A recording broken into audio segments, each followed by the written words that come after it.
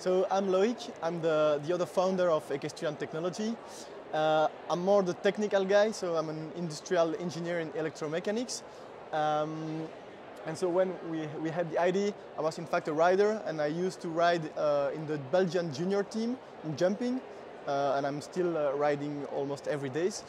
And so thing was, yeah, we would like to work in our passion, and so we had the idea of, thanks to my engineering abilities and riding abilities with Alex, and that's in fact how it started. So like I told you, I'm the technical guy, also CEO with Alex, and I'm gonna talk about more the technical aspects of the robot. So this robot has several advantages compared with the conventional middle that we use today. So what do we use today? It's a tractor with a harrow behind. But so we need someone to ride that tractor. It takes time because the good stable and the good equestrian centers harrow their arena every day. So like when you see to the mowers in the past, it was like on the 10 days or 15 days, and now everybody has one, or it's very important. So we are sure that this robot will be a success in the future. So why is it better than a tractor? First of all, it's electrical compared with a tractor. I would say 99% of the tractors are today combustion, and electrical tractors come on the market, but it's very expensive, and so no one has it today. So you have much more CO2 emission. Our robot is dimensioned for the application. So with a few batteries, it can do the job even better than a tractor, and with better benefits for pollution. It does also less noise, what's very interesting, because some equestrian arenas have neighbors, things like that, and so that are not happy. Also a good advantage is the quality of the harrowing. Like with a tractor, there is someone who drives the tractor, and most of the time it's at the end of the day, for example. So they go fast, they do two short turns, corners and things like that. So for the durability of the arena, it's very bad because people don't do it well. Also, for example, if they have a good harrow, they will put it too low in the ground, too deep or too high, and they will make waves in the arena. So it's not good.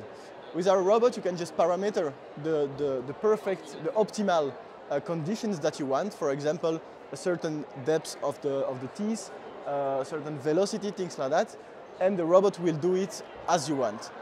So every day or every night or whatever, it will do it like you want.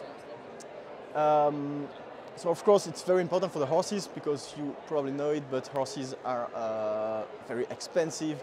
Veterinaries are very expensive. So if you can avoid some vet cost, it's very good, and you can do it with our robot.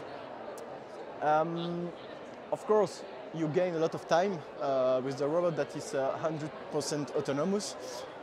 So you can use your people, in fact, for more relevant tasks for them and for the horses. What is very good in the equestrian centers today.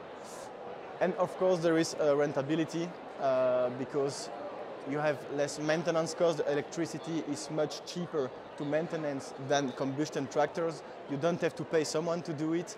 And the price, the cost price, the sell price I mean, is approximately the same than a good tractor and a harrow.